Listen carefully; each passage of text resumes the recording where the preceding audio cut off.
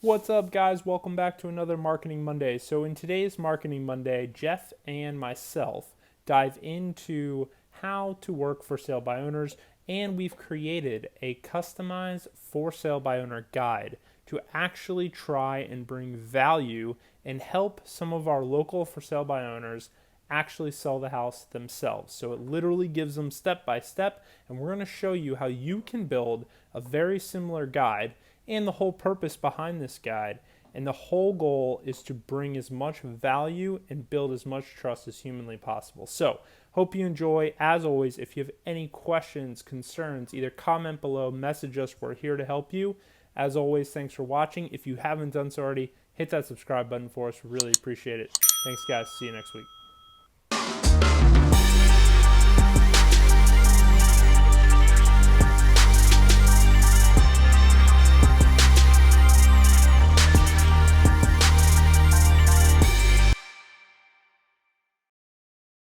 Okay, so if we go to the FSBO'S.com,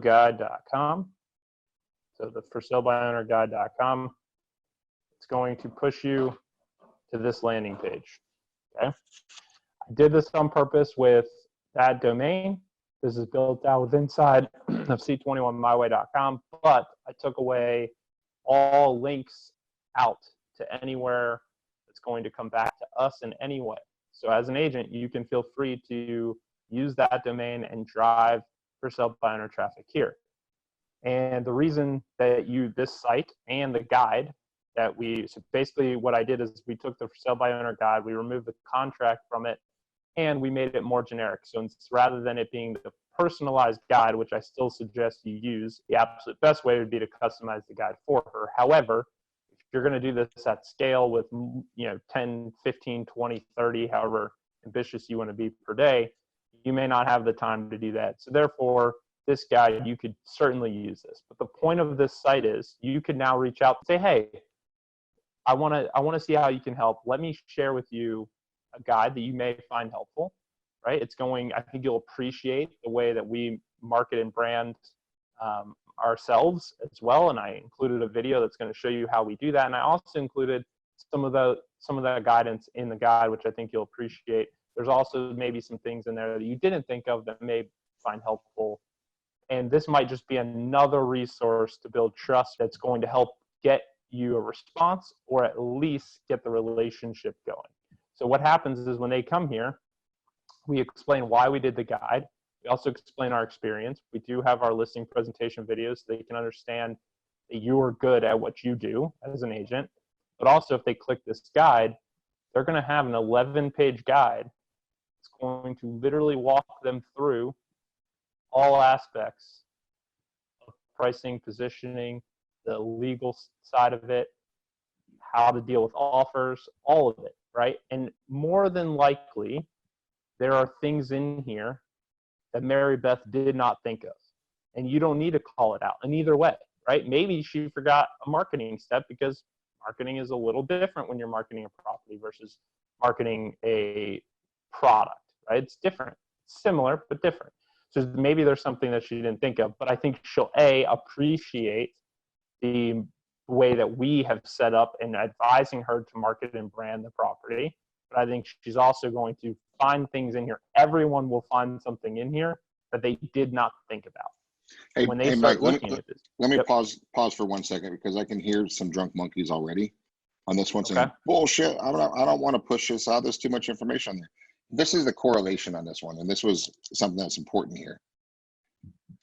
If you were an air conditioning company, okay, if you ran an AC company, air conditioning company, and one of the smartest things you could ever possibly do was put a video out to your marketplace and say, guys, I'm Jeff with Jeff's AC company, and I know times are interesting right now and really money is tight. I want to show you guys something that if you will do this, you never have to call me, okay? This is your maintenance guide. If you do these things, you will not have to call me to come service your stuff. I want to help you in every way I can. Please do these things. It'll take care of your equipment and you'll never need it. I just wanted to pass this off. You're my neighbors. I love you guys. And it's Jeff, the AC guy. Enjoy and have fun. Okay. It's exactly the same thing. So what would happen to Jeff, the AC guy, as a result of doing, hey, if you do this, you never need me? Like psychologically, what happens to the general public from me doing that? A huge return. Jeff, this literally, I'm not lying. This happened yesterday to me, right? So our AC, they're pretty new, all of a sudden shuts off. I come inside, it's 80 degrees inside. I'm like, what in the hell is going on? So I go out, get up on the ladder, look in the drip pan is full, right? So it's shut off. So I realized that likely the coil have frozen over, right? So a buddy of mine, not super close, but I knew somebody who owns his own AC company. I call him up. I say, hey, here's the issue going on. He goes, listen, I can send one of my guys out there for an emergency repair, but here's what I want you to do first. Go to Walmart, send me a link to a piece. Go, I want you to buy this. If you can, go buy this. It's a couple bucks. I want you to go back. I want you to take the hose. I want you to stick it in here. Literally FaceTime me, showed me the 3 points that I need to flush it out on. He goes, do that and let me know if it works, right? So I go through this whole process. I'm sweating. It's 90 degrees yesterday. I do it. It works. We flushed out the line. There was some gunk in one of the lines, which is what I kind of figured, but I wasn't exactly sure how I was going to flush it out. And walked me through it, done, right? I signed up with a maintenance contract with him literally after I fixed it and said, I never want to do this again. Sign me up. I will pay you quarterly, monthly, whatever we need to do. And he got business from it. Got a whole maintenance contract because he told me to go buy a $2 piece from Walmart and walk me through the step without sending somebody out first. Perfect. Right? Exactly what we're talking about here. So guys, all we're doing, this is not rocket science, right? They know what to do. I mean, you can go onto YouTube and on Google and say, how do I sell my house on their own? And you could be down a rabbit hole of binge watching stupid FSBO tips and tricks for the rest of your life, right? So none of this is super like crazy stuff. It's just easy. It's in one place and it's just, hey, good luck. Let us know if we can help you. Right? We understand you want to try it on your own. Enjoy. And some of them will, guys. They'll be able to get some tidbits and increase their odds of selling. Good for them. Right? But it also talks about why you need to really pay attention to this, right? And what's going to happen, right? And how I can be here whenever I'm ready. But again, going back, that's why I prefaced that earlier in this meeting. What is the alternative? That you don't send this? Do you really think that if you don't guide that person through and you don't bring them any value whatsoever, if they don't sell the house themselves, what is the motivation for them to call you? If you have zero relationship with this person, they don't know you, what is going to make them call you over the 30 other agents or even 3 other agents that have reached out to them and offered their services to them? What is the difference, right?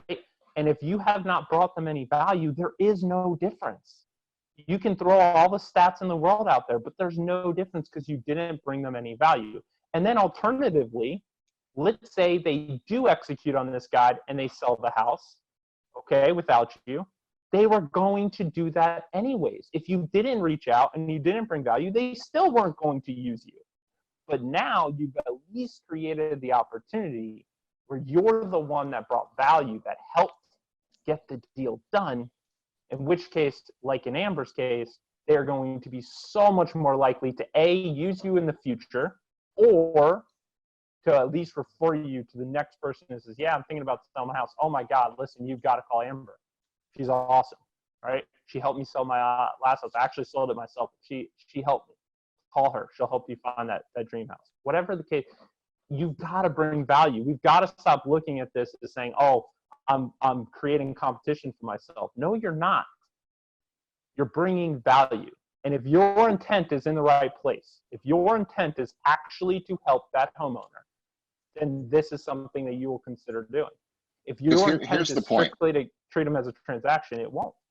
If you were to summarize my FSBO lane call deal, all it is to creep into their mind and be there at that millisecond in time where they decide they need to hire somebody. That is all you're doing. I mean, you could drop off a FSBO guide or a unicorn picture. It's the same thing, right? It's when they decide, here's what happens. Remember the cocky curve, right? I don't need an agent. I don't need an agent. I don't need an agent. I'm cocky. I'm getting showings. I don't need an agent. Right? you're talking to them all the way along this line, and they still don't need an agent until something happens, and then they do. And when they do, their motivation gets to the point like, okay, I need somebody. They blink and they search, right? And if you don't come up in this blink search little time gap, you do not have this business. And this guide is not a magic bullet. There's not a magic script. There's not a magic word. There's not a magic I was visual, she was visual. All that does is creep you into the mind, because there's that little filing cabinet, and it's only accessed 1 little millisecond where they say, I need an agent, who do I call? And they have newspapers in front of them. They have postcards in front of them. They have flyers in front of them. They have Facebook in front of them. They have Instagram in front of them. They've got cards that are left on their front door in front of them. They've got a lot of different clutter in that little cabinet. So who is going to stand out at that millisecond of, I need an agent, who do I call, right? And all we're doing is, when you approach them in a non-commission breath manner, you are not trying to take anything from them. You are gifting them value. You're gifting them help. You are helping them. I mean, God, help them try to sell it on their own. Yes, you're not going to get a commission on it, but they're likely not going to sell, right? So, but maybe they will, but who cares? When you approach it that way and say, look, let's try it. Let me help you. Try it on your own. I'll give you every tip and trick in the book. If it works for you, awesome. Hell, I'll even hold open houses for you if you want to. Just when you get somebody, they don't want your house, tell them you know a good agent, throw me some buyers. Something, I don't care, right? Just, I'm here to help you. And then you're their buddy. You're holding their hands. You're helping them. You're on their team. And then 3 months from now, they get tired of it, or somebody steals their ring, right, off their bathroom cabinet. You never know what it is. There's something that will trigger it to say, that's it. I'm done. I'm over. I need a professional. Blink, search. If you don't show up, you're dead. FSBO guide, contact, connections, VAK, DISC, all these things are going to just put you in a greater light. So when that search goes on inside their brain, they're going to say, okay, who do I call? And it's you.